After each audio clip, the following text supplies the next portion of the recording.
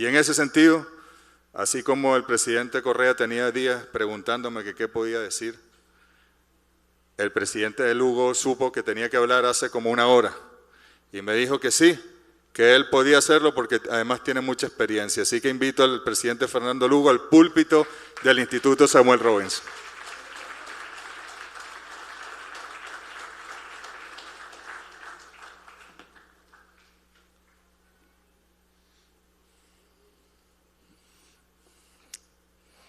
Ñandeyara, en Boushere kobe ari de Putumanangatu, y que tu hanguaisha en Boesa Pecha Putu, Peja Eva, y que tu hanguaisha Quimbu, Umiñanerenduba, Topeisha. Es una antigua oración de los indios guaraníes que le pide al Uru Busú, al creador de todos los cosmos, que envíe su luz. Yo tengo una deuda grande con Venezuela, con Chávez y con el canciller. Cuando se iba a crear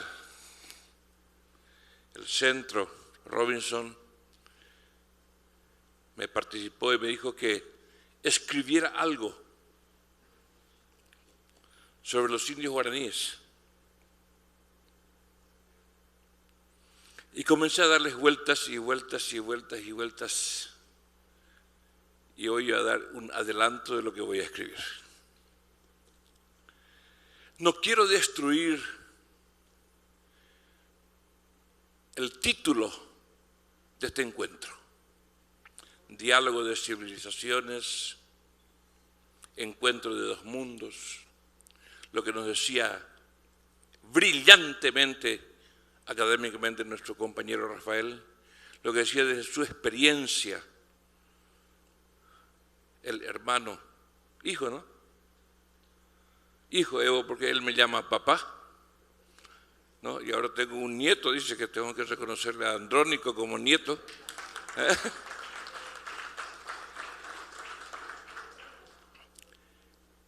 Cuando yo estudiaba griego, aprendí una definición de lo que es el diálogo y siempre intenté, no siempre lo logré,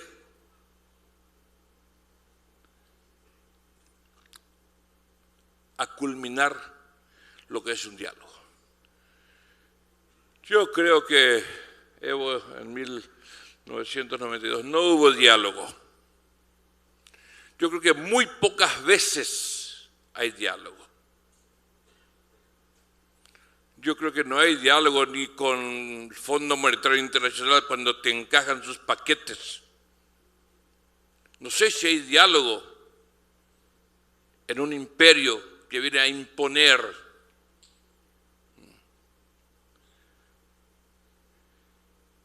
Muy pocas veces creo que hay diálogo.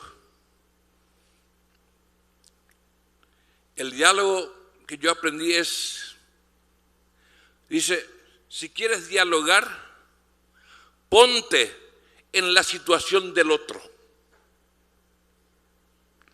Y que el otro se ponga en tu situación. No para que cada uno imponga sus verdades, sino para que descubran una nueva verdad. Ni la suya ni la tuya, sino que sea el resultado de los dos. Me hizo acordar esta mañana cuando desayunábamos con Correa, con Evo, le escuchaba a Maduro, a Zapatero, cómo hace falta el diálogo político, el diálogo político. Y aquí una pequeña experiencia de los indios guaraníes. Así como siempre nos habla de Pachamama, que tiene vida, en Paraguay nuestros pueblos originarios tienen tres raíces, tres ejes, tres valores que marcan la utopía de ese pueblo. y son muy simples. Van a aprender 3 palabras en guaraní. Primero es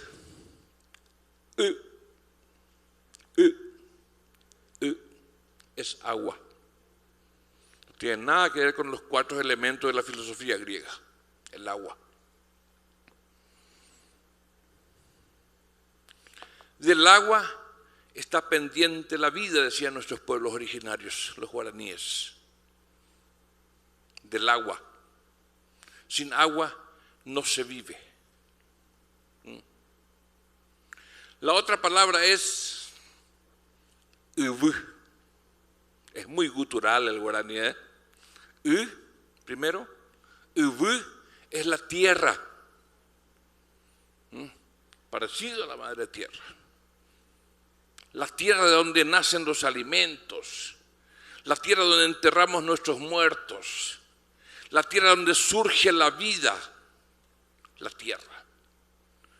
Y el tercer elemento es Ka'abu,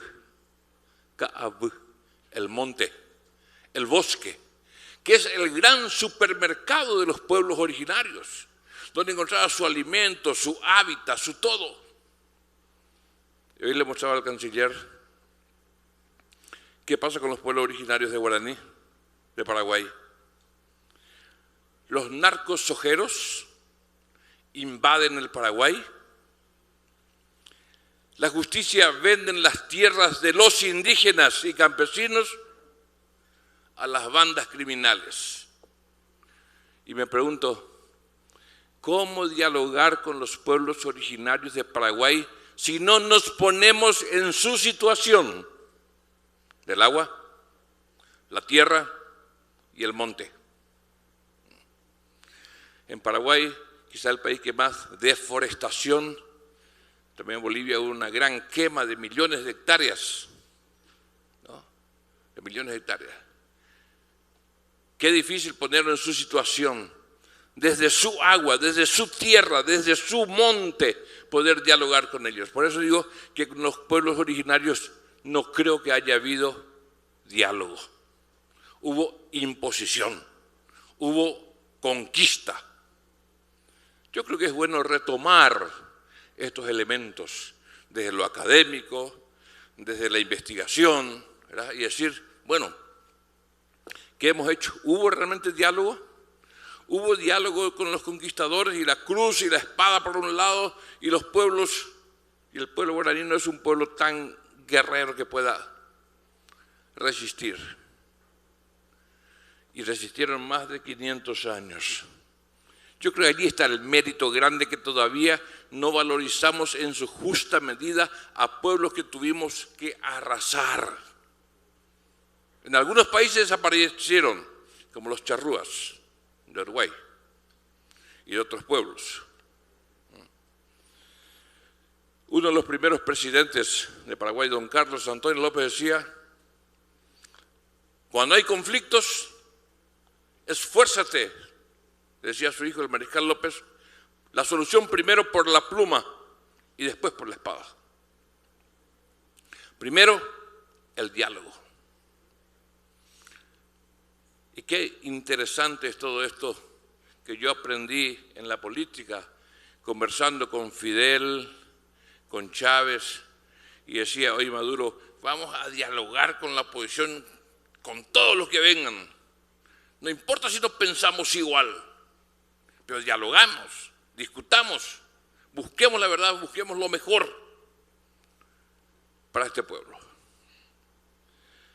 Pero tan interesante, después yo vuelvo a los pueblos originarios y decía, ¿qué era la utopía? Y es la cuarta palabra que vamos a aprender, ¿verdad? El Ka'abu y el Marane. Y esto me hace acordar de Correa. Los pueblos guaraníes buscaban el Marane, la tierra donde no existe el mal, la tierra donde solamente existe, Correa, el buen vivir y para todos. Yo creo que tiene un potencial político muy fuerte esto, ¿eh? La búsqueda del Marane'e, la búsqueda donde no existe el mal. No es un cielo, es una tierra. No hablaban en el más allá los pueblos originarios guaraníes, hablaban en el más acá, el Iwi Marane'e, la tierra donde no exista el mal. Y por eso eran errantes, caminantes. Los pueblos guaraníes llegaron hasta el Caribe. Caribe es una palabra guaraní. Caraí ve, más hombre, más señor, ¿no? Y yo creo que esta pequeña conversación, este pequeño aperitivo, Robinson después lo va a desarrollar más, del cual, ¿cómo empalmamos nosotros? ¿Cómo empalmamos este Iwi Marane'e con el buen vivir? ¿Se logró en Ecuador? Se logró en Ecuador. ¿Se logró en Bolivia? Se logró en Bolivia. ¿Se logró en Paraguay? A pesar de las dificultades, hoy la gente recuerda, en tiempo de Lugo vivíamos mejor. El buen vivir. Y yo siempre digo, como la experiencia de Evo nos permitió conocer muchos países, ¿no? Y yo creo que de esto se hizo eco también este economista que ha de ser amigo de Correa, Tomás Piketty. Lo que más hay y abunda son bienes, pero tan mal distribuidos. Si pudiéramos hacer un país, una sociedad mucho más equitativa, que sea el resultado del diálogo consciente. Y yo creo que la política, para mí, es el espacio donde más hay oportunidad y chance de discutir. En la iglesia no discutíamos mucho, los dogmas no se discuten, se creen y punto. Pues las teologías abiertas, como la teología de la liberación, sí se discutían, sí se investigaban. Por eso, en este diálogo de dos mundos, en este encuentro de civilizaciones, en esta alianza mundial, si se quiere, tenemos una tarea grande. Los que todavía soñamos con el Iwi Marane'e, los que todavía soñamos en la perspectiva de una utopía para la humanidad, los que todavía soñamos un buen vivir para Ecuador, para Venezuela, para Bolivia, para Paraguay, tenemos una gran responsabilidad y un gran compromiso. Y creemos que ayer fue un diálogo, ayer habló la ciudadanía. ¿No hablaron todos? No hablaron todos. Algunos le hicieron callar, algunos le hicieron callar. Otros con tapaboca, otros con tapaboca. Pero habló. Pero habló. Hay una vieja expresión latina, la voz del pueblo, la voz de Dios.